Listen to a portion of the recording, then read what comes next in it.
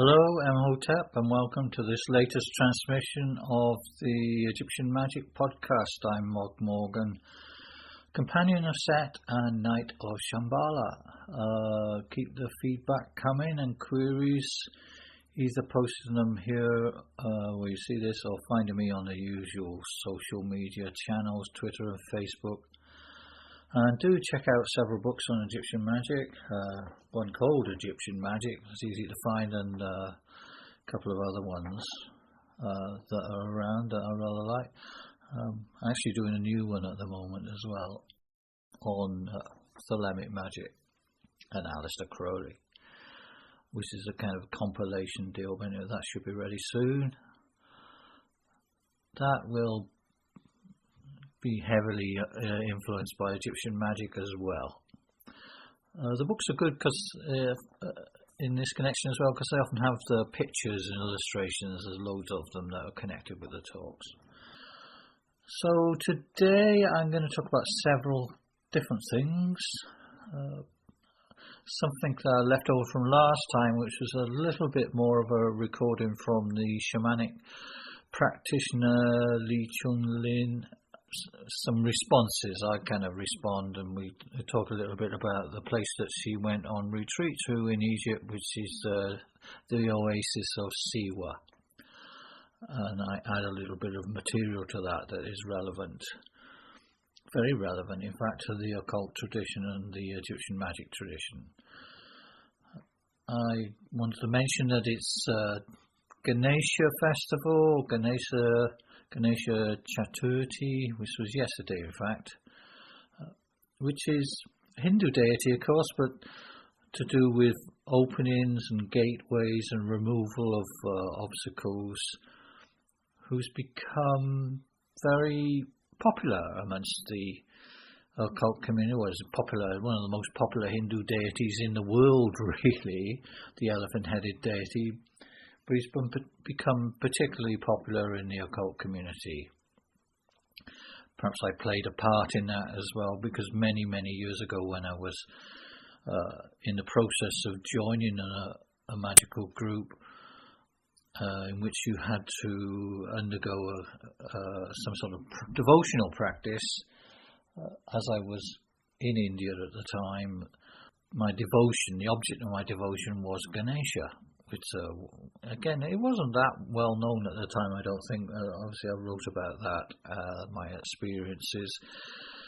I didn't do it for very long. The Festival of Ganesha goes on for about, well, the last day is the most important. It can be a week before, 3 weeks before. I think I did it for about a month before. I'd kind of misunderstood the instructions, really. They wanted you to do the devotion for 9 months or perhaps a year. So I had to do it again, and I did it again with the goddess Isis, in fact.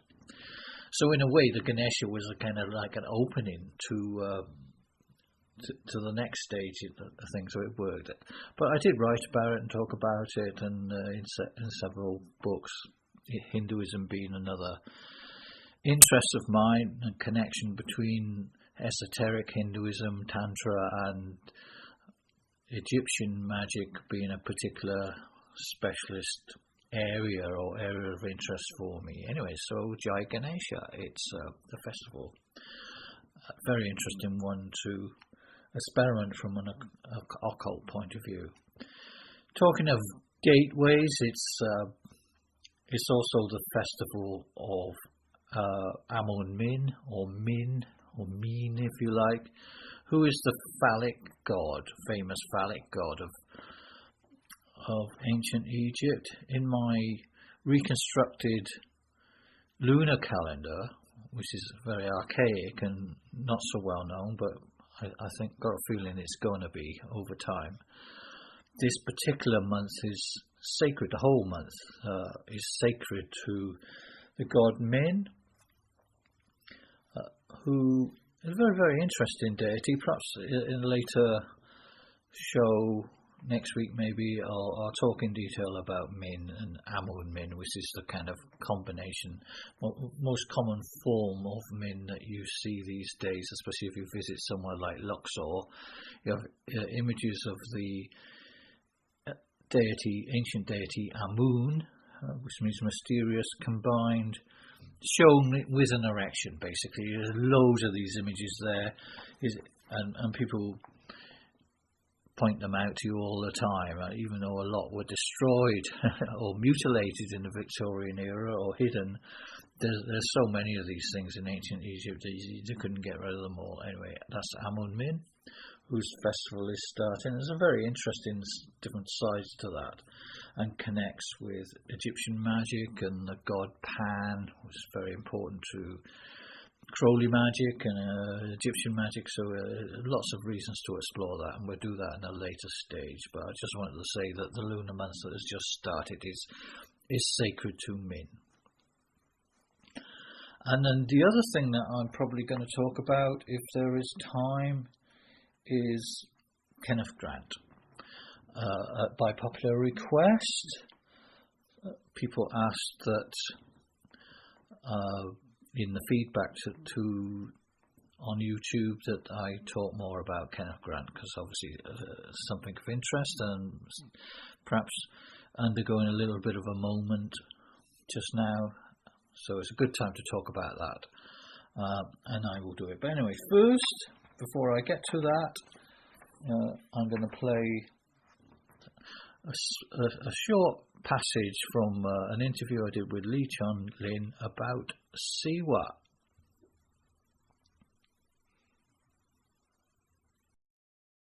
Siwa is a kind of on a kind of adventurer level as well. It's such a famous place historically. Siwa? Yeah. Mm. It's so important for Western culture. Seriously? Yeah. Seriously? Siwa?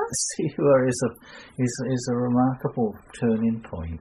I know there's something there, but I have no idea. Was there nothing there? Was it really kind of no pharaonic remains and no stories? And because that's a remarkable. I know that. I think it's the place. I know it's a big, but Alexander the Great. Yeah. He went to Siwa. He did? He did, and because he felt he had to. That's how he connected with the Egyptian culture in the first place, is by going to Siwa, because he thought because they hated the Persians so much in Egypt because of the terrible things that they'd done when they were in control in the ancient world. Mm. And the Persians had also sent these armies across the desert that got lost in the desert and stuff. And he thought he'd better go there and make his peace with the Egyptians. Well, it was and they did an oracle, there's a famous oracle there. I don't know if there's how that works. There's an oracle, it's a place of oracles.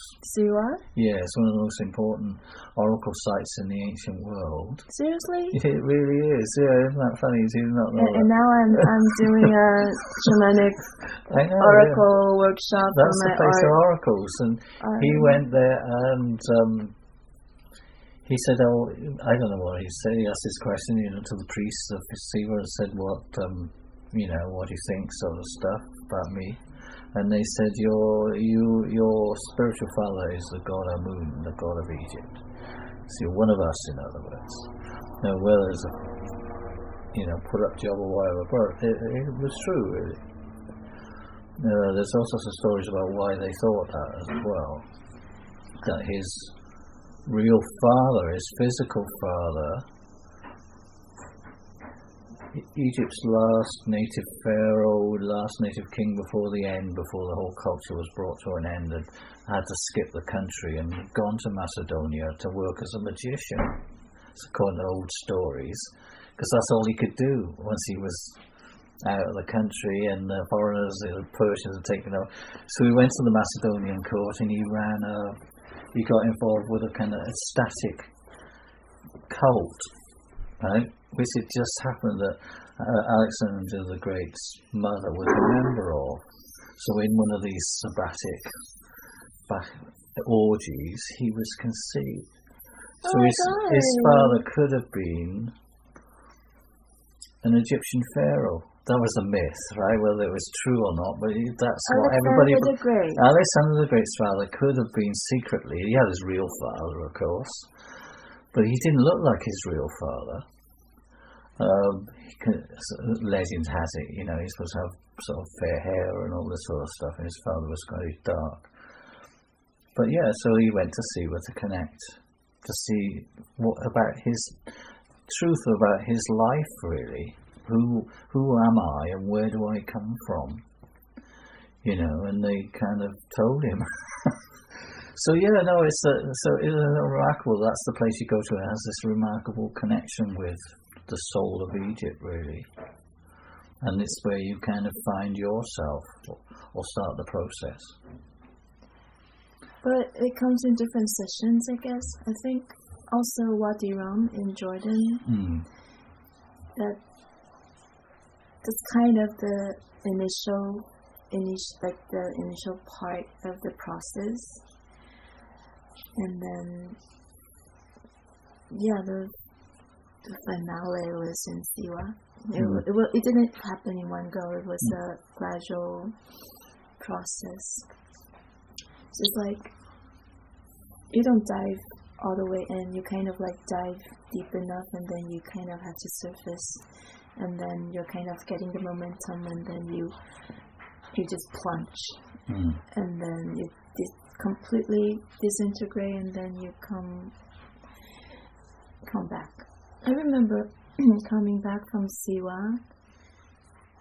I was renewed. I wasn't at the verge of madness anymore. I was a normal person again, and I can feel my feet on the ground and my emotion, like I'm not having breakdowns anymore. I was okay. I was literally okay. And then I kind of like felt okay and renewed, and I'm okay again. I'm a normal person again. And then I went to India. Okay, so Kenneth Grant. I was last weekend, very stimulating weekend last weekend. I went to an occult conference in Wales, where I was born, really, not too far from where I was born. In fact, I was brought up in industrial town Newport, which is just 10 miles away to 15 miles away from Cardiff, which is the capital of Wales, and the location for a rather interesting occult conference. And probably one of the most stimulating things was a lecture by Robert Plimmer, who may well be known to you already. He's involved with the Typhonian Order, which, although it's not tremendously active, does have some sort of ongoing publications, and he has his own kind of publications, and he's a classicist, so knows quite a lot of ancient history and all the rest, and so brings that to bear on the issue of Crowley magic and Typhonian magic and the occultism in general. He has some very, very interesting insights. And he was lecturing just about Kenneth Grant. In a sense, he was giving an introduction to the ideas of Kenneth Grant. In fact, one of the questions, I would guess about 50% of the audience were fairly familiar with it and had lost interest or no longer interested, and perhaps another 50% were kind of interested or knew it already and had a part in their practice. And one or two people sort of said, well, see, he took a very interesting approach to the work. Kenneth Grant has published quite a lot of books. He's dead now. He's published a thing called the Typhonian Trilogies, which is 3 times 3, really. 3 sets of trilogies, beginning in the 1970s, I think, which explore and reveal a particular mystery, the Typhonian mysteries, and a lot of other stuff as well, besides. Probably responsible for introducing the idea of using fiction as a gateway, a gateway into the magical world and into magical consciousness. I know that he says in one of his books, this is Kenneth Grant, that he had a kind of lodge, a small magical working group, operating, I guess, in the late 1950s and 60s, quite a long time ago. And one of the practices of this group was that all the members would read, as well as all the technical stuff you have to read if you get into magic, they would read fiction, weird fiction basically, and they'd all read the same stuff at the same time. And this would feed into the magic and into their dreams, really, without knowing it. And the kind of fiction they read is, at the time, was not very fashionable, really, or it's fashionable with certain type of people. It's certainly popular amongst occultists, but it's become much more mainstream now in films. So, primarily someone called Arthur Machen. Arthur Machen, actually, who is a Welsh writer from the Victorian and Edwardian era, who wrote short stories and novellas on occult themes based in the area where I was born. In fact, I was brought up in the same village where he lived, which is Killian, and he wrote a lot of stuff about the surrounding area, and I kind of. I must say, I can't remember whether I discovered him before I discovered the kind of landscape or the other way around. But they're very, very evocative stories of all sorts of strange stuff. The other one would be, I suppose, Algernon Blackwood is another one, if you don't know his stuff. And, of course, H.P. Lovecraft.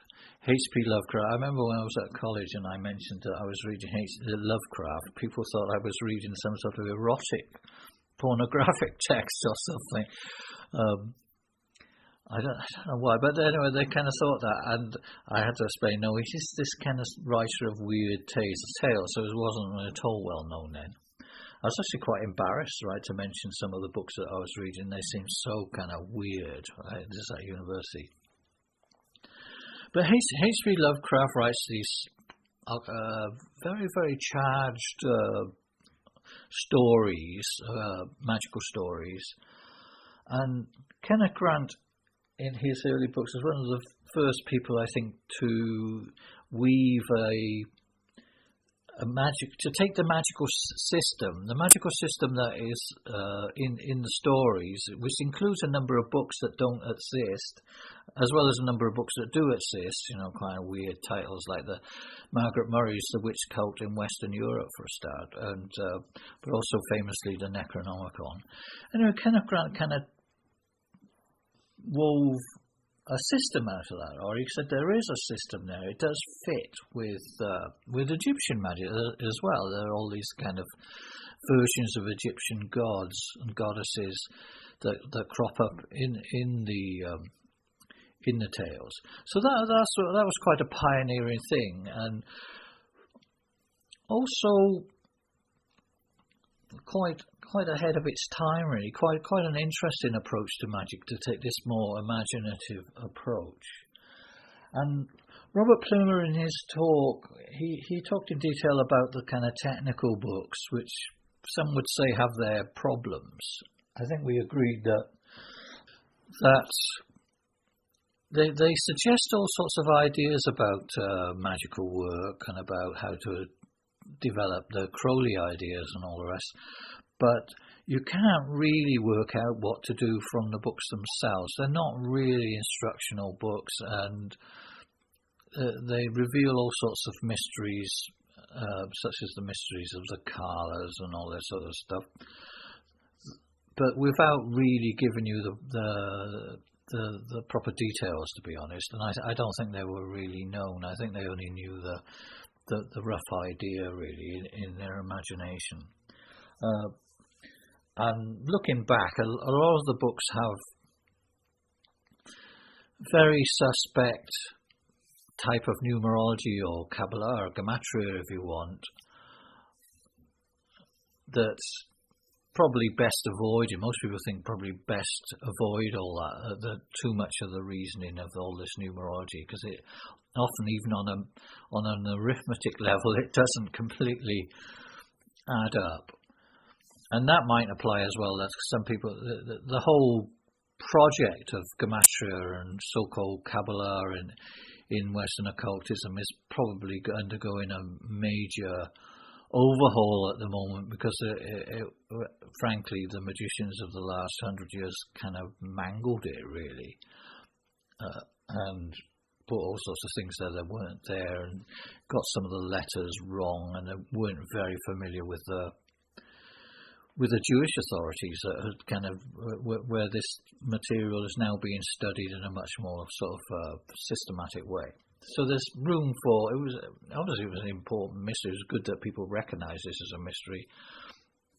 Kenneth Grant's books, with some exceptions, are mostly about, they give you ideas to start research, but they won't tell you, they won't get you, you'll still have to do a lot of work, and that's what's being done at the moment in the magical and occult scene, on the level of actually getting to the sources. I mean, we kind of agreed, really, that Kenneth Grant has this strange aspect to him, that his authorities, because on history, because all occultists and magicians tend to look at history books and magical books, academic books, really, and avid readers of this sort of stuff. Sometimes a good academic book is more valuable than some of these, bound in leather, special edition practitioner texts. Sometimes there's not a lot in those, whereas the academic stuff may be full of all sorts of mysteries, but then you have to use different skills to get at them. And Kenneth Grant's authorities can be a little bit out of date, let's put it that way. And it shows sometimes, and that's been a task. But nevertheless, he has a kind of intuition, has an interesting intuition. A lot of his stuff is based on the work of Gerald Massey, who was a Victorian theosophical writer who was a self-taught Egyptologist and did do a fair amount of studying, but things have moved on a long time since then. But obviously, Massey is another one of these people who has incredible insights, intuition on the basis of very little material that's accurate. But he did actually go to lectures from some of the top Egyptologists of his day. So it's not completely off the wall, but it's just that the information has moved on a lot. One book that does have a working system, in a way, complete in all its parts, is this book called Nightside of Eden, which is probably one of his most sought after books for a while. It's back in print now and everything. And this has this strange, it's like a kind of grimoire, really. Nobody kind of is quite sure where this material comes from.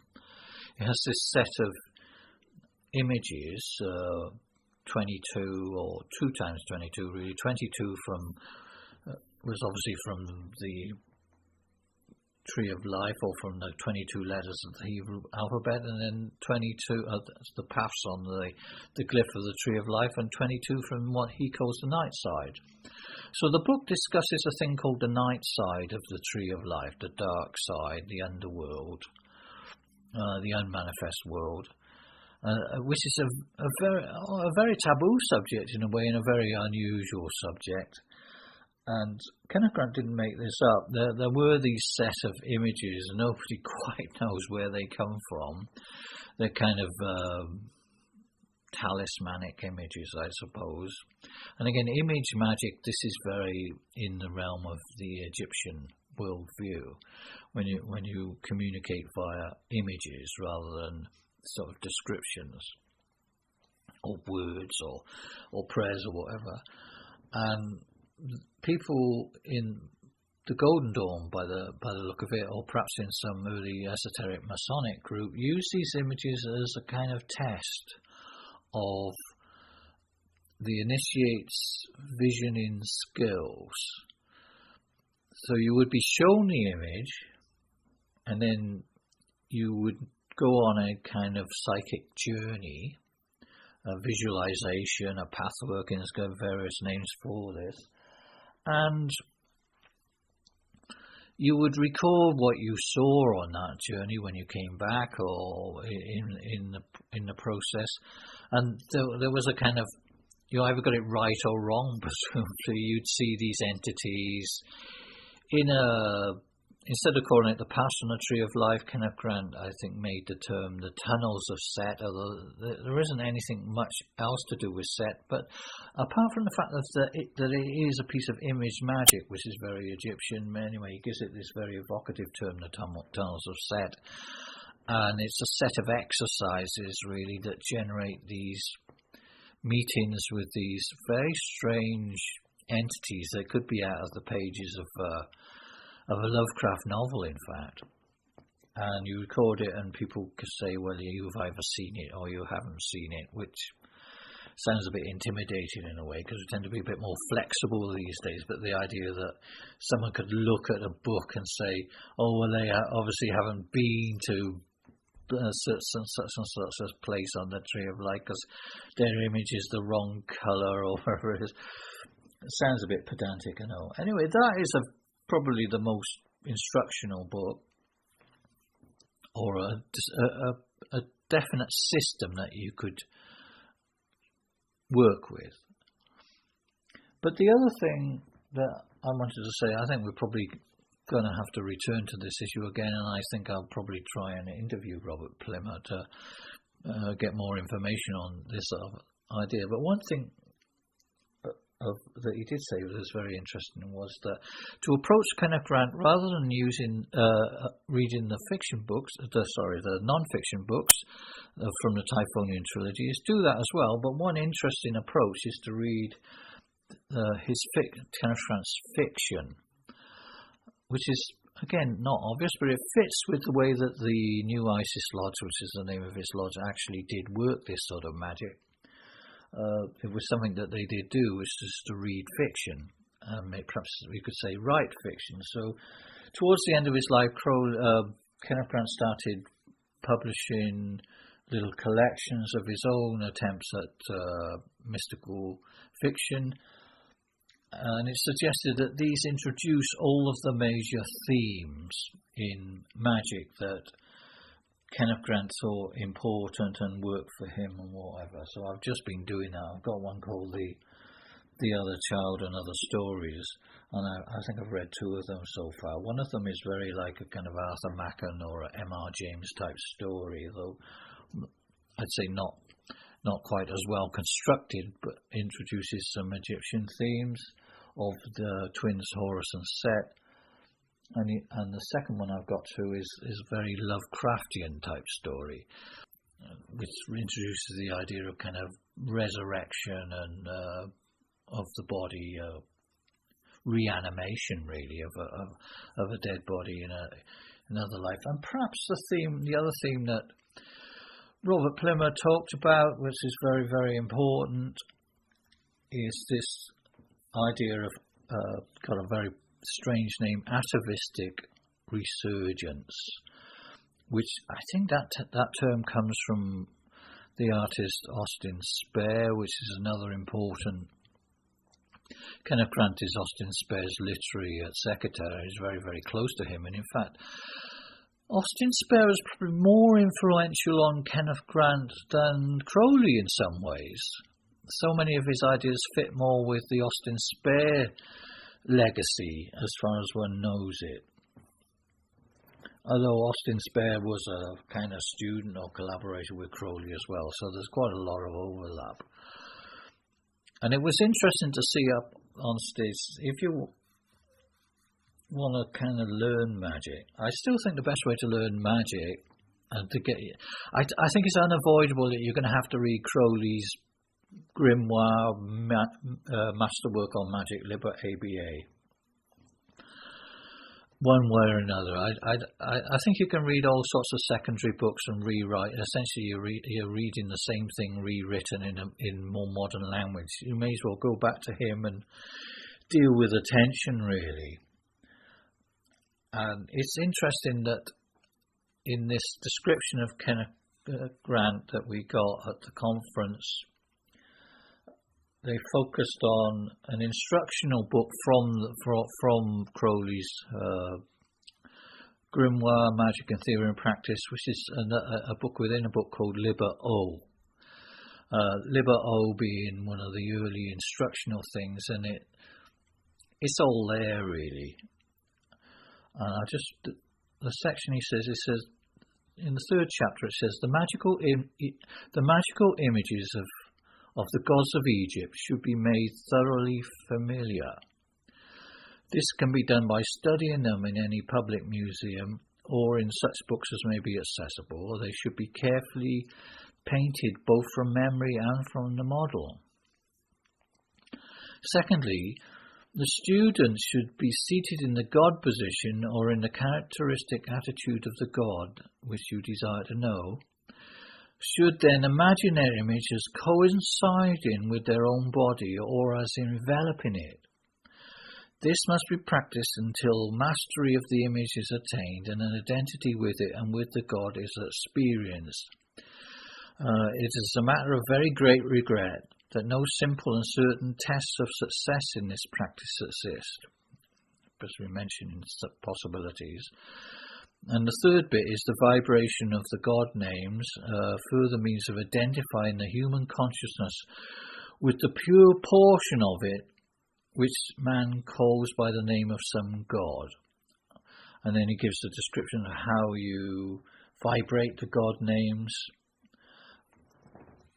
Now that whole section from Crowley's Liber O would be pretty much also a description of this thing Kenneth Grant calls Atovistic Resurgence, i.e. you're identifying with something from the past, with the Egyptian gods and goddesses. You're learning about them, you're living with them in a way, you're adopting their postures, you're vibrating their names, and in this way you kind of resurge. The memories in you, the atavistic memories, the ancient memories, kind of come back to the surface, which is a very, very interesting and central magical technique. Very much on the money to have brought that to people's attention and talk about it so much as being the heart of magic. And it just so happens it's the heart of Egyptian magic as well. In fact, if you look at the work of ancient magicians from Egypt, they pretty much have their own description of the same thing. That when they make an invocation to the god or goddess, they start by just describing what they're like, their image and their attributes and their, whether they've got a hawk head and all this sort of stuff, and what they can do, their story. You start by telling their story, and as the invocation gathers pace and gets more energetic, the magician, the person who's making the prayer or the priest, coalesces with the thing that and so they start by saying, I worship you, till they say, I am the bornless one. You start by saying, you are the bornless one, and suddenly at the end of the thing you say, I am the bornless one. I am the God that I was trying to, I'm completely possessed by it. Or, to use the Kenneth Grant term, Atavistic Resurgence. And this is an ancient Egyptian technique, and it's one of the very, very interesting aspects of Kenneth Grant's work. And you'll see this theme played out in different permutations, most obviously in the fiction of Kenneth Grant, which, despite the flaws, is probably worth experimenting, having a look at. Yeah, I'm learning a lot. I shouldn't be too picky about it. I can see what Robert Plummer was getting at. It's very interesting insight, and I would recommend that as a possibility. And certainly this idea that if you're working with other people in the modern way, where we share a lot of imagination, basically, then anything you can do that can add to this blurring of the boundaries of the imagination, allowing atavistic resurgence to occur. Anything that you can do to blend which means reading the same books, but reading the same fiction, looking at the same films and stuff like that. It all helps in the process of building the magical imagination. And this is image magic as well, and image magic very much is the Egyptian way. So I think I'll leave it there for today, but I'm sure I'm going to return to the issue of Kenneth Grant at some future time with some other interesting issues and pointers that connect it with the Egyptian way, which is the way of modern magic. So Senapti, and see you next time.